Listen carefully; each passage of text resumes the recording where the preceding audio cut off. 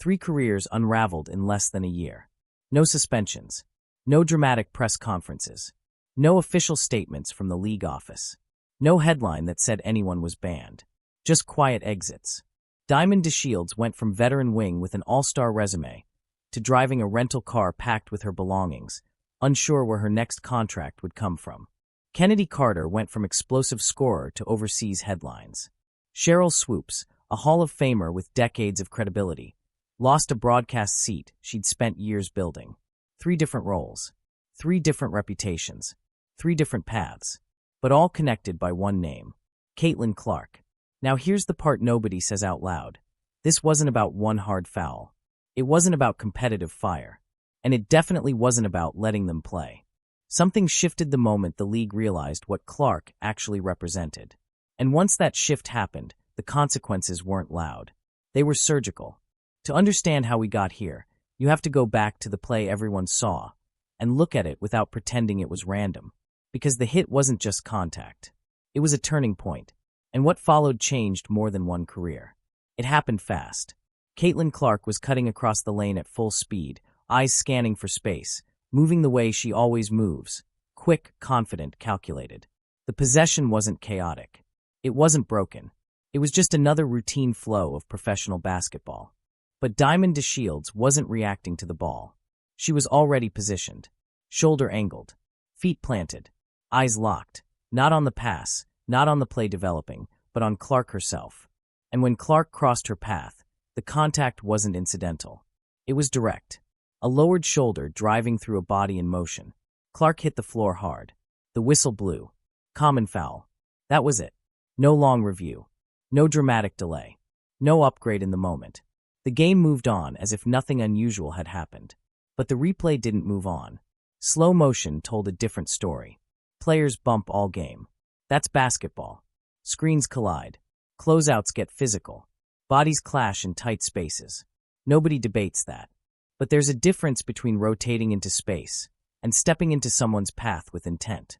There's a difference between contesting a play and delivering force to a player not even handling the ball. And there's a difference between competitive aggression and targeting. When the replay angles hit social media, frame by frame, fans started noticing details the broadcast didn't linger on. Clark wasn't bracing for impact. The ball wasn't in her hands. DeShields' shoulder dipped before contact. The extension of the arm afterward felt delayed, almost performative. Within hours, the clip was everywhere. Slow motion edits, freeze frames, side-by-side breakdowns. And one word started surfacing over and over again. Targeted.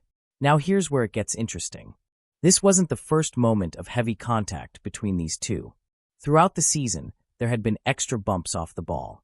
Hard closeouts that felt a little too close. Body positioning that went just beyond physical defense. Nothing individually suspension-worthy. But collectively, it painted a pattern. And when a pattern collides with a player who's already under a microscope, everything gets amplified. Because Clark wasn't just another rookie at that point. She was driving ticket sales. She was pushing TV ratings. She was selling jerseys faster than veterans who'd been in the league for years. She was bringing cameras into arenas that had never seen that kind of coverage. So when she went down, even on a common foul, the reaction wasn't small. It exploded. Commentators debated whether the refs missed something. Analysts replayed the angle where DeShields' eyes never left Clark's body. Fans pointed out how similar it felt to an earlier incident involving Kennedy Carter, another off-ball collision that left Clark on the floor. But there was one critical difference. Carter's contact happened while Clark was stationary. DeShields hit her in motion. Physics makes that distinction brutal. Force multiplies when one body is sprinting and the other steps into its path. That's why the replay didn't die after a news cycle. It lingered. And when something lingers in the modern sports economy, it becomes more than a clip. It becomes a liability. Here's what most people missed in the immediate outrage. The league didn't issue a strong public rebuke.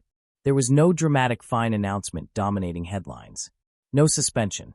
Officially, it was just basketball. But unofficially, front offices pay attention to optics. Sponsors pay attention to narrative. And executives absolutely pay attention when their fastest-growing asset ends up face-first on hardwood because of a play that doesn't look accidental. Chicago's rotation shifted quietly not long after. Minutes changed. Roles tightened. And while nobody walked into a press room and said, "This is about Caitlin Clark," they didn't have to. Because perception was already shaping reality. And perception in a league negotiating its financial future? That matters more than pride. What happened next didn't happen under arena lights. It happened in offices, in conversations, in rooms where branding, growth charts, and broadcast contracts matter more than box scores. And once those conversations started, DeShields' career trajectory stopped being about performance. It became about positioning. But that was only the beginning, because what looked like a single controversial foul was actually the opening move in something much bigger. Something that would touch more than just one player's roster spot. And once the pattern became undeniable, the exits started multiplying. The game moved on. The headlines cooled. The league didn't suspend anyone. And on the surface, nothing dramatic happened. But behind the scenes, the temperature changed. Chicago didn't make an announcement tying anything to that collision. They didn't need to. What they did instead was subtler. And in professional sports, subtle can be louder than punishment. DeShields' minutes started shrinking. Not overnight. Not in a way that would spark immediate debate. Just a few less rotations here. A slightly shorter leash there. Situational substitutions where she might have stayed on the floor earlier in the season. Veterans notice that shift immediately. When your role tightens without explanation, you feel it before anyone else sees it. Then came the language teams use when they don't want to create a headline. Roster adjustments. Strategic direction. Fit. Professional basketball is filled with those words. They're neutral, clean, almost sterile. But sometimes those phrases are just corporate packaging for something nobody wants to spell out. Chicago waived her. No dramatic send-off.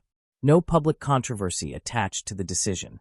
Just a transaction line scrolling across the bottom of sports feeds.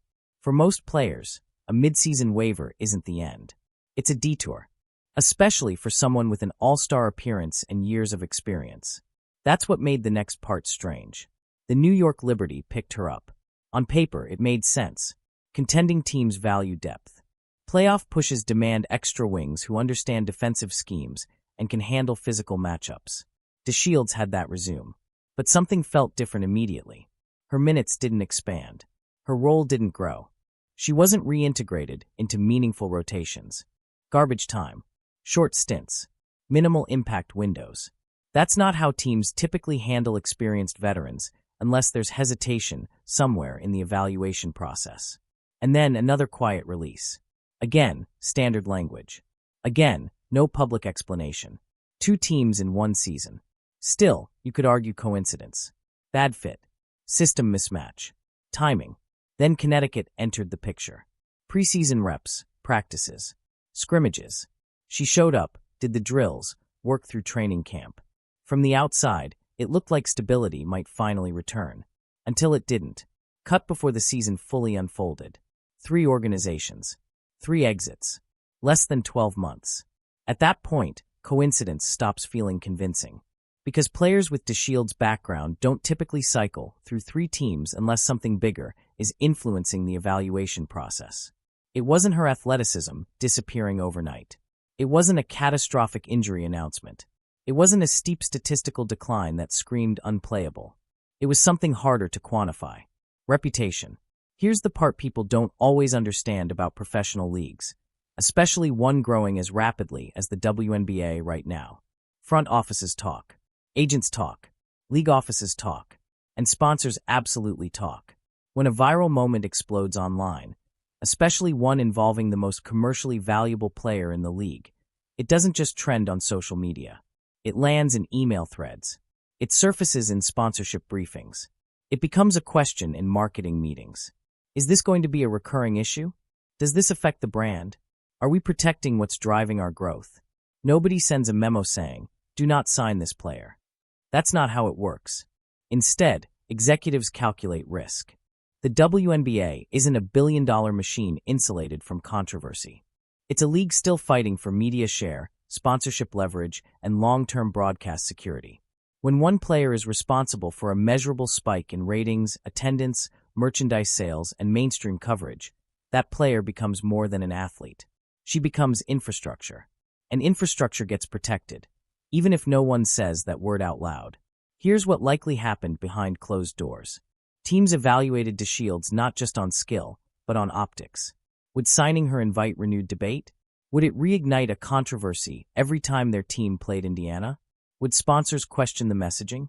Would fans react negatively? Because the reaction wasn't small. After the hit, social media sentiment was overwhelmingly hostile. Comment sections flooded with accusations. Analysts replayed it for days. The narrative cemented quickly. And narratives are powerful. Once a player becomes associated with targeting the league's biggest draw, that association sticks longer than any stat line. That's the hidden cost. DeShields may not have been formally disciplined, but her name had been attached to a moment the league desperately didn't want repeated. In a larger league, maybe that doesn't matter as much. In a league negotiating a major collective bargaining agreement in 2026, it matters a lot, because every negotiation room from now until then will feature one central argument: growth. Clark represents growth.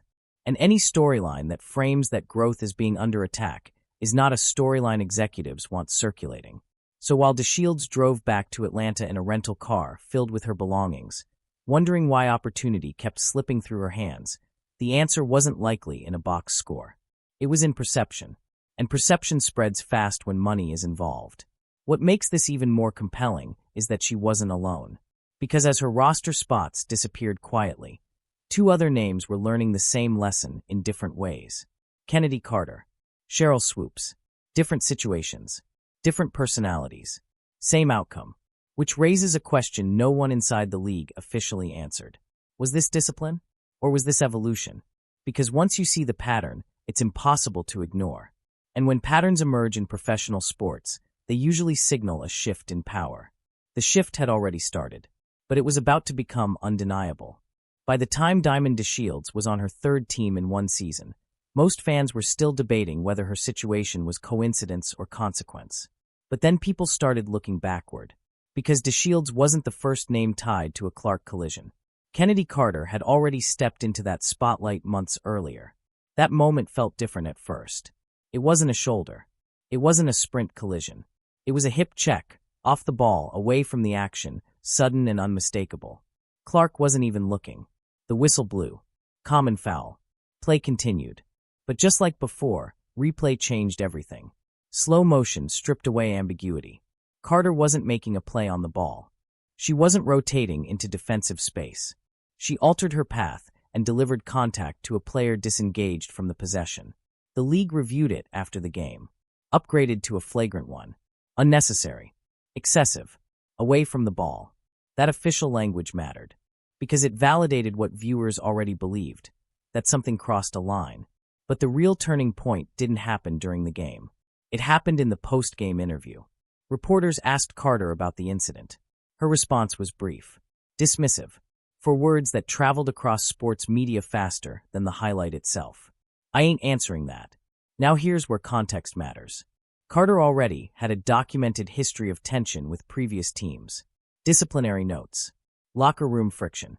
Reputation baggage that doesn't disappear just because talent exists. So when that clip hit, not just the foul, but the refusal to address it, it didn't land in isolation. It landed on top of an existing file. Front offices notice patterns. Sponsors notice patterns. And the league office definitely notices patterns when they involve the most commercially valuable player in the sport. Carter's WNBA runway shortened quickly after that. Eventually, she was playing overseas. Again, no dramatic league statement tying everything together. Just another quiet exit. Two players. Two controversial moments involving Clark. Two careers shifting almost immediately afterward. At that point, people could still argue coincidence. Then Sheryl Swoopes entered the conversation, and the pattern expanded beyond the court. Swoopes wasn't delivering physical contact. She wasn't committing fouls. She was speaking. A Hall of Famer. A pioneer. One of the most respected names in league history. Which is exactly why what happened next mattered. During Clark's NCAA record chase and into her rookie season, Swoopes began publicly questioning the legitimacy of Clark's scoring milestones. She raised doubts about how records were calculated. She implied narratives that didn't hold up when examined against official statistics. It wasn't aggressive. It wasn't loud.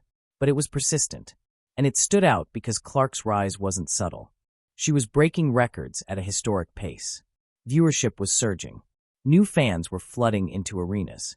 In that environment, minimizing her impact didn't feel like routine analysis. It felt intentional. Other analysts started responding. Fact-checks surfaced. Segments aired dissecting Swoop's claims.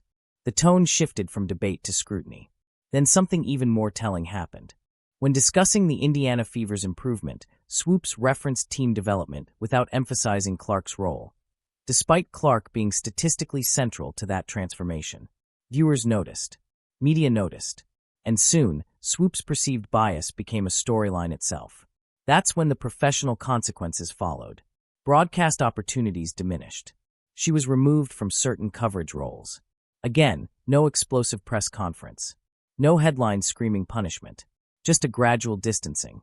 3 situations. One common thread. Every individual who appeared publicly antagonistic, whether through physical play or public commentary, toward the league's fastest-growing asset experienced professional contraction shortly afterward. At some point, coincidence becomes statistically uncomfortable. Here's the uncomfortable truth nobody inside the league had to say directly. Clark wasn't just a player anymore. She was the growth engine. When one athlete is responsible for record attendance spikes, national broadcast expansion, merchandise sellouts, sponsor engagement increases, mainstream sports media coverage, that athlete becomes a strategic priority. And strategic priorities get protected. Not necessarily through formal rules, but through alignment. Think about it from a business lens. If your league has been fighting for decades to secure larger broadcast deals, higher salary caps, better revenue sharing, and suddenly one rookie accelerates every growth metric, what becomes the central mission? Stability, narrative control, brand protection. The last thing executives want is a recurring storyline that paints their biggest draw as a target. Because perception shapes sponsorship comfort, and sponsorship comfort shapes money. Carter's response to media questions suggested defiance.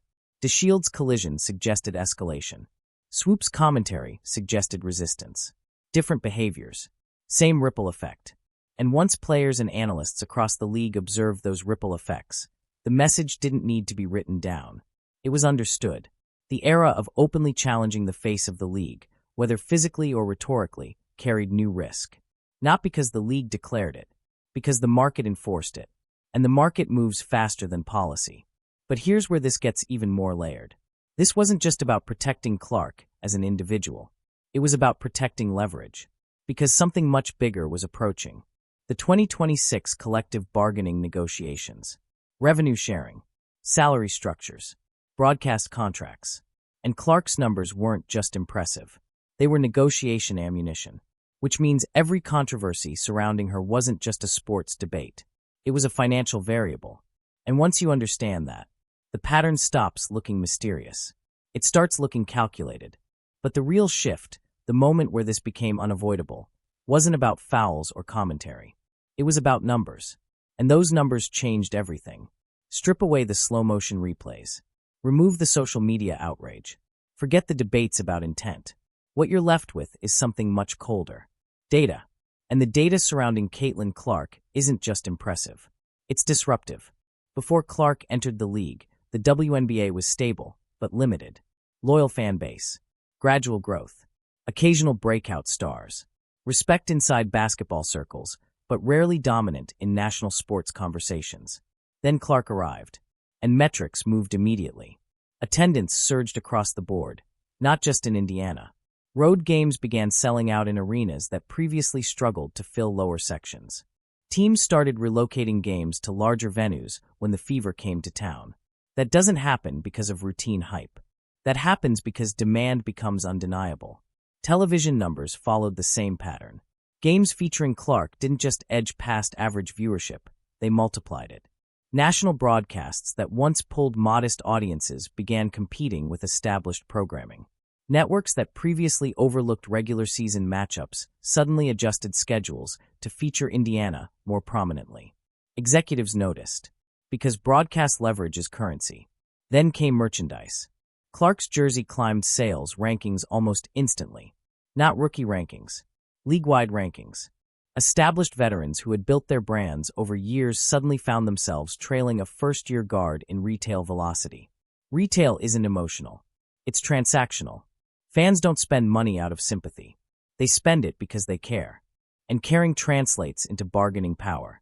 Corporate sponsors, some of whom had historically approached women's basketball cautiously, started leaning in harder.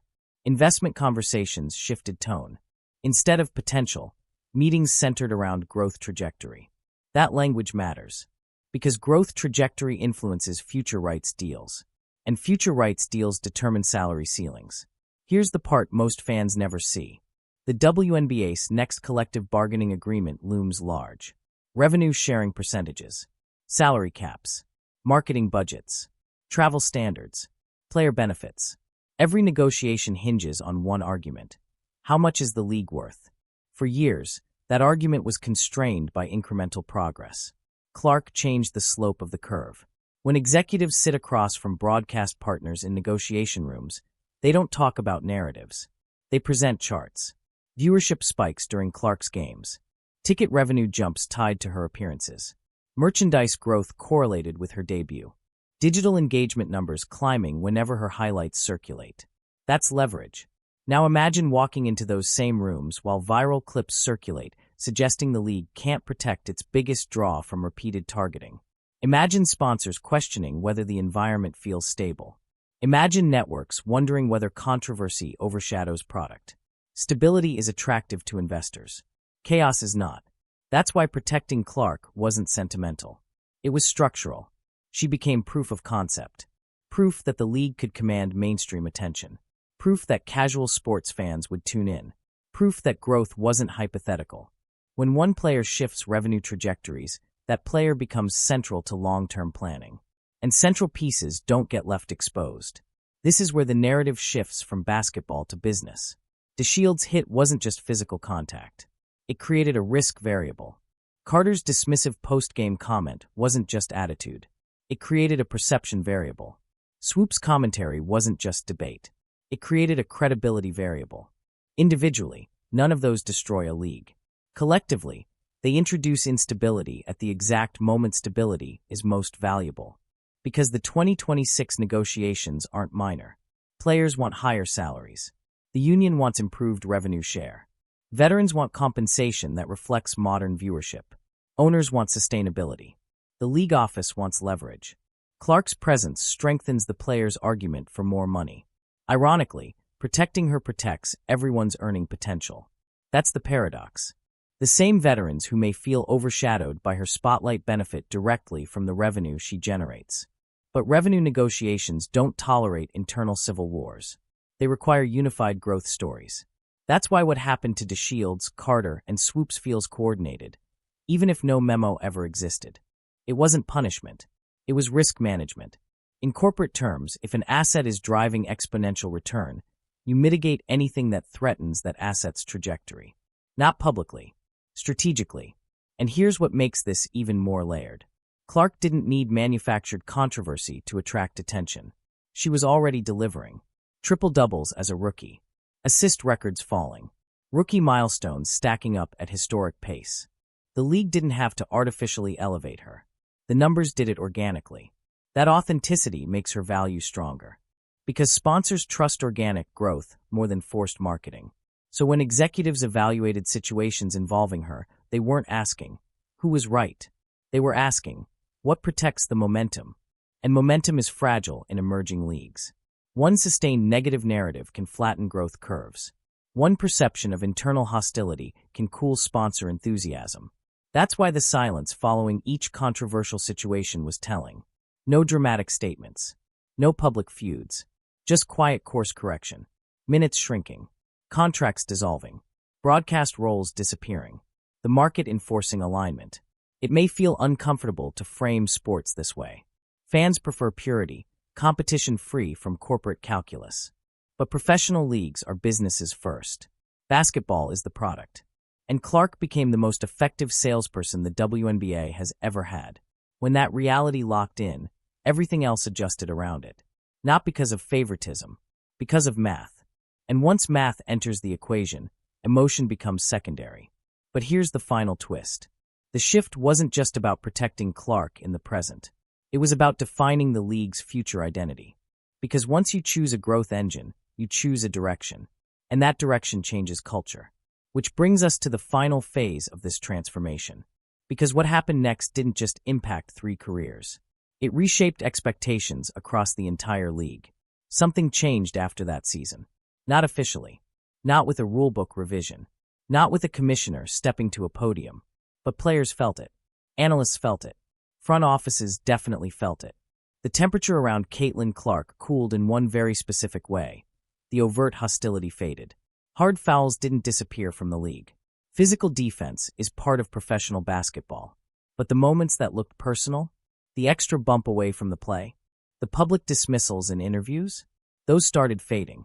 Because once 3 separate careers contracted within the same window, the message didn't need translation. Adapt, or risk being left behind. That doesn't mean the league became soft. It means the league recalibrated. Players who leaned into the moment instead of fighting it found opportunity. Teammates who embraced Clark's presence amplified their own visibility. The Indiana Fever's core, Boston, Mitchell, Hull, Cunningham, began building chemistry that cameras loved. Ball movement, shared celebrations, unified messaging. That product sells. Not because it's scripted, because it feels aligned, and alignment is marketable. Meanwhile, the broader culture of the league shifted in subtler ways. Media coverage became more measured. Analysts sharpened their takes. Commentary that felt dismissive toward Clark's impact grew rarer. Not because debate vanished, but because the cost of careless framing became clearer. You could feel the awareness. Clark wasn't just another talented rookie navigating veteran tension. She was the financial catalyst for a new phase of the league's evolution. And when evolution accelerates, resistance becomes risky. That's the uncomfortable part of this story. Diamond DeShields may genuinely believe her career downturn had nothing to do with one moment. Kennedy Carter may feel her competitiveness was misinterpreted. Cheryl Swoops may argue she was offering honest analysis. All of that can be true from their perspectives. But professional ecosystems don't operate on individual perspective. They operate on collective consequence. And the collective consequence of appearing antagonistic toward the league's fastest-growing asset became visible in real time. What makes this era different is speed. In previous decades, narratives unfolded slowly. Reputations shifted gradually. Careers declined over years. This happened in months. That's modern sports economics. When attention moves at digital speed, consequences follow at digital speed. And here's where it gets even more layered. The WNBA didn't publicly defend Clark in dramatic fashion. They didn't need to. The market did it for them. Fan sentiment surged protectively. Sponsors leaned into her image. Broadcasters elevated her games. Teams adjusted their tone. The ecosystem stabilized itself around the growth engine. That's not conspiracy. That's incentive alignment. When everyone benefits from one variable increasing revenue, that variable becomes guarded. Which leads to the bigger question. Is that fair? Professional sports have always celebrated internal competition. Veterans testing rookies. Physical defense challenging stars. Media scrutiny questioning hype. But rarely does a single player alter economic trajectory so quickly that the league's financial future feels intertwined with her stability. That's what makes this moment historic. Clark didn't just enter the league. She shifted its ceiling. And when ceilings rise, behavior adapts. Some players adapted seamlessly. Some resisted. Some underestimated how central she had become to negotiations happening far beyond the hardwood. Because remember, 2026 is coming. Collective bargaining talks will hinge on proof of value. Every attendance spike tied to Clark strengthens the player's leverage. Every broadcast rating bump tied to her presence strengthens salary arguments. Every sold-out road arena tied to her draw strengthens revenue share demands. Which means protecting her brand isn't just about protecting one player. It's about protecting the financial argument every player will rely on. That's the paradox at the heart of this story. The veterans who might resent the spotlight benefit most from the revenue it generates. The league that once struggled for mainstream attention now finds itself carefully managing it. And the fans who debate fairness online are witnessing a business recalibration in real time. This wasn't about banning anyone. It was about choosing direction. The direction is clear now. The WNBA is building around growth, visibility, and commercial leverage. And Caitlin Clark sits at the center of that equation. 3 careers shifted. No dramatic announcements. No official declarations. Just quiet adjustments that spoke louder than press conferences ever could. Diamond DeShields' journey through 3 teams wasn't random. Kennedy Carter's overseas pivot wasn't isolated. Cheryl Swoop's broadcasting exit wasn't coincidence. Each case reflected a league recalculating its priorities at the exact moment exponential growth became possible. Was it protection? Was it overcorrection? Was it business? Maybe it was all 3. Here's what's undeniable. When one player changes attendance, ratings, merchandise, and sponsorship simultaneously, she stops being just an athlete. She becomes infrastructure. And infrastructure gets guarded. The era of casually targeting the league's growth engine appears to be over. Not because a rule was written, but because the market enforced it faster than policy ever could. The bigger story isn't about who fell out of rotation. It's about what the league is becoming. Because this is just the beginning. Clark's contract situation. The 2026 CBA battle. Revenue splits. Salary jumps. Expansion talks. Everything accelerates from here. And the decisions made during this turning point will define the next decade of women's basketball. So now the question shifts to you. Did the league handle this evolution the right way? Or did the pendulum swing too far? Drop your take in the comments, because this conversation isn't slowing down. And if you want the next deep breakdown on Clark's contract leverage and what the CBA war could mean for player salaries, make sure you subscribe and turn on notifications. The next chapter is coming fast, and you're going to want to see it unfold in real time.